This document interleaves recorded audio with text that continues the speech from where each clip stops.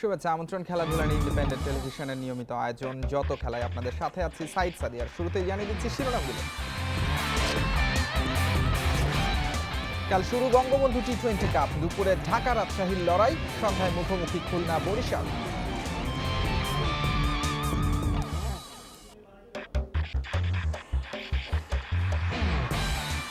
নিষেধাজ্ঞা শেষে প্রথম ম্যাচ, আগ্রহের কেন্দ্রে সাকিব। দেশসেরা তারকার জন্য শুভকামনা সতীর্থদের।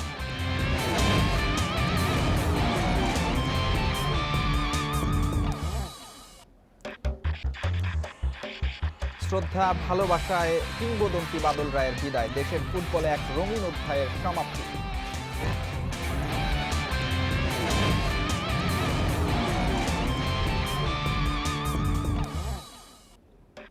কাতারে দ্বিতীয় দিন অনুশীলন, ইয়ো টেস্টে ফুটবলারদের ফিটনেস যাচাই, ট্রেনার ইভানের সন্তোষ।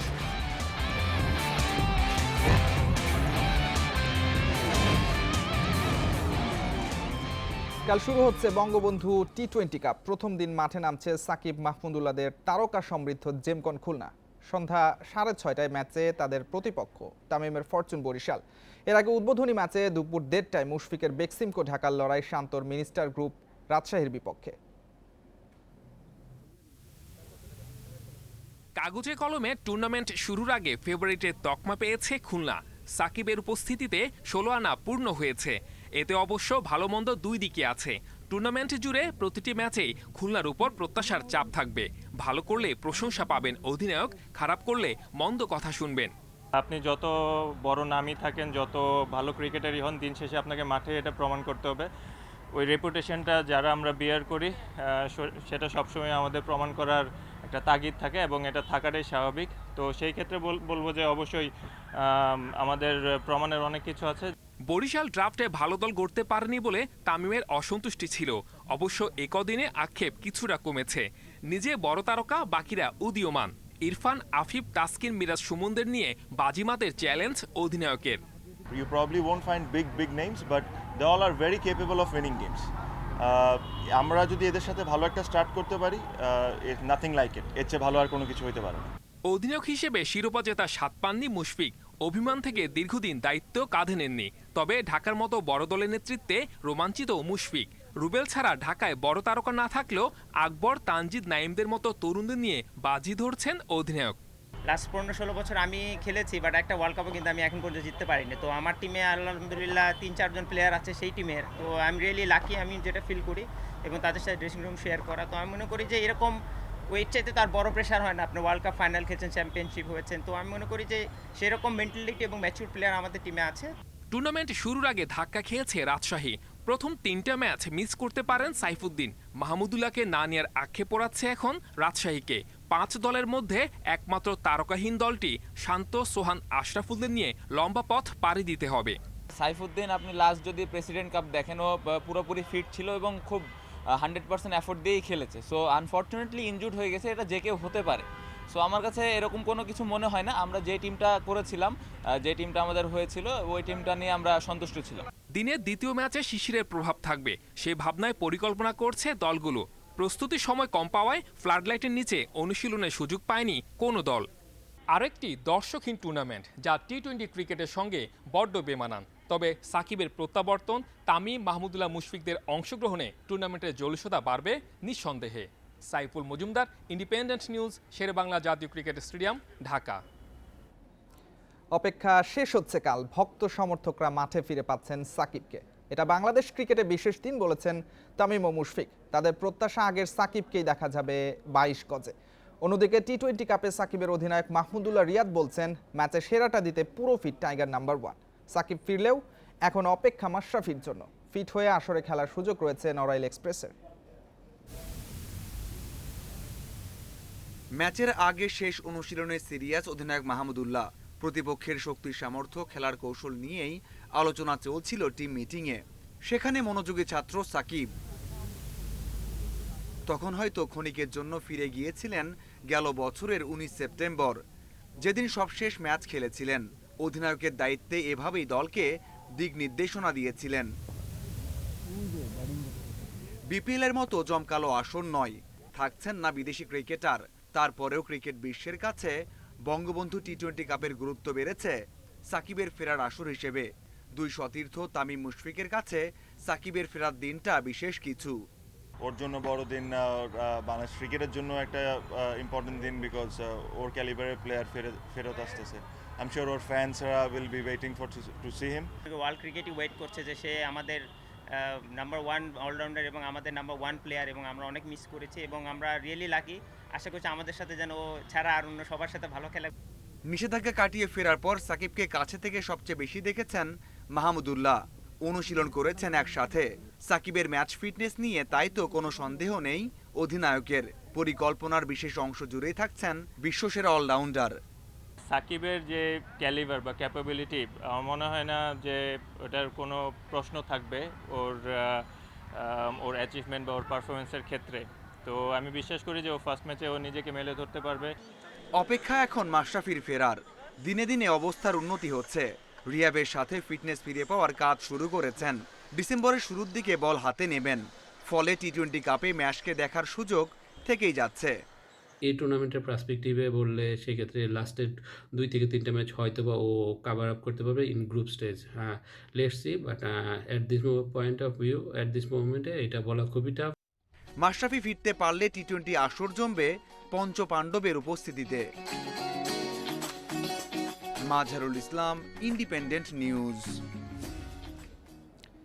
শেষ হলো বাংলাদেশ ফুটবলের একটি রঙিন অধ্যায়। দীর্ঘদিন নানা রোগে ভোগার পর শেষ পর্যন্ত ক্যান্সারের কাছে হার মেনে রোববার না ফেরার দেশে চলে যান কিংবদন্তি ফুটবলার বাদল রায়। তার ক্লাব মোহামেডান আর বঙ্গবন্ধু স্টেডিয়ামে ফুটবল সংশ্লিষ্টদের পাশাপাশি সর্বস্তরের মানুষ শ্রদ্ধা জানানোর পর সবুজবাগে হয় শেষকৃত্য। যে ক্লাব তাকে নায়ক থেকে মহানায়ক বানিয়েছে, সেই মোহামেডানে শেষবারের মতো এলেন বাদল রায়। পুরো ক্যারিয়ারে এক ক্লাবে খেলার বিরল রেকর্ড যার, তাকে শেষ শ্রদ্ধা জানাতে উপস্থিত ক্লাব সংশ্লিষ্ট সবাই।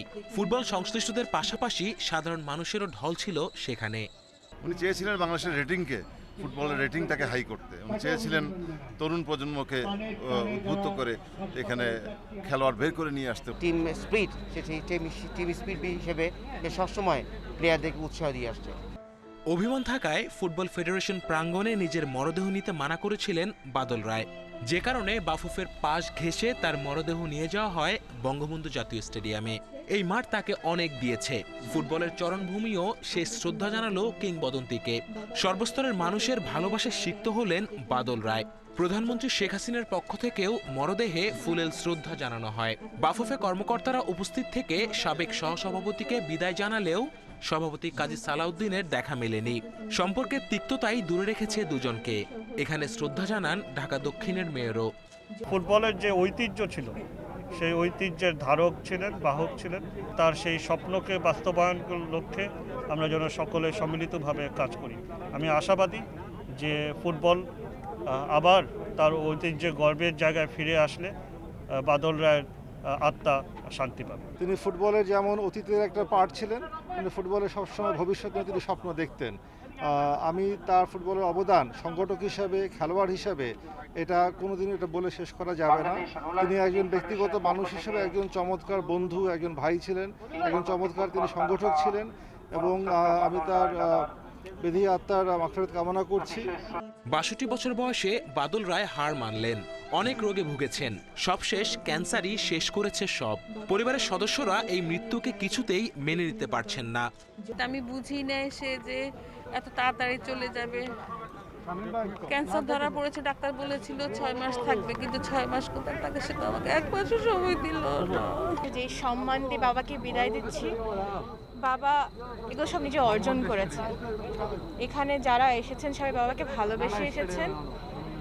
আমি জানি বাবা যেখান থেকে দেখছেন, যদি দেখে থাকেন, বাবা শান্তি পাচ্ছে। শেষকৃত্যের জন্য এরপর মরদেহবাহী গাড়ি ছোটে সবুজবাগের উদ্দেশ্যে। সেখানেই কেটেছে তার রাজনৈতিক জীবন। প্রিয় নেতাকে শেষবারের দেখার অপেক্ষায় ভিড় করেন ভক্ত অনুরাগীরা। শেষ হয় বাংলাদেশ ফুটবলের একটি উজ্জ্বল অধ্যায়। Kamrul Hasnat, independent news, Dhaka. কাতারে দ্বিতীয় দিন জাতীয় দলের অনুশীলনে ইয়ো টেস্টে ফিটনেস পরখ করে নিয়েছে কোচিং স্টাফ। ফুটবলারদের বর্তমান অবস্থায় সন্তুষ্ট ট্রেনার ইভান রাজলক, আর কন্ডিশনের সঙ্গে দ্রুত মানিয়ে মূল লড়াইয়ের জন্য প্রস্তুত হচ্ছেন সুমন রেজা। শতভাগ দিয়ে কাতারের বিপক্ষে ভালো করার প্রত্যয় এই তরুণ ফরোয়ার্ডের। না ফেরার দেশে বাদল রায়, তার রেশ কাতারেও। ফুটবল কিংবদন্তিকে সম্মান জানাতে জাতীয় দলের অনুশীলনের শুরুতে 1 মিনিটের নীরবতা। খবর শোনার পর আসলে আমরা সকল প্লেয়ার, ন্যাশনাল প্লেয়াররা খুবই শোকাহত, কারণ আমরা এমন একজন মানুষ হারিয়েছি যিনি আমাদের বড় ভাইয়ের মতো এবং অভিভাবকের মতো। আমরা একজন লিজেন্ডকে হারিয়েছি, আমরা একজন অভিভাবককে হারিয়েছি বাংলাদেশের ফুটবলে। আমরা চাই, আমরা সবাই এখান থেকে একটাই স্মরণ করতে চাই দাদাকে, দাদা যেন ওপারে ভালো থাকুক। দ্বিতীয় দিনের অনুশীলনেও ফিটনেসে জোর কোচিং স্টাফের। ইউইও টেস্টে দেখে নেওয়া হয়েছে ফুটবলারদের অবস্থা। নিজেদের মধ্যে ভাগ হয়ে খেলা হয়েছে ছোট পরিসরের ম্যাচ। সব মিলে কাতার ম্যাচের আগে শতভাগ প্রস্তুত হতে মুখিয়ে লাল সবুজ। ইউইও টেস্টে ফিটনেস দেখে নিয়েছি, সবার অবস্থা ভালো বলা যায়। ট্রেনিং সেশনগুলোতে আরও উন্নতির লক্ষ্য থাকবে। মোটামুটি ভালো করেছি, ছোট একটা গেম খেলা হয়েছে। সব মিলিয়ে আমরা আমাদের সাধ্যমতো চেষ্টা করতেছি কাতার ম্যাচের সাথে ভালো করার। ইনশাআল্লাহ আমরা এই ম্যাচে ভালো করব। কাতারে পৌঁছে কোভিড টেস্টে নেগেটিভ হয়ে দলের সাথে যুক্ত হয়েছেন সহকারী কোচ মাসুদ পারভেজ।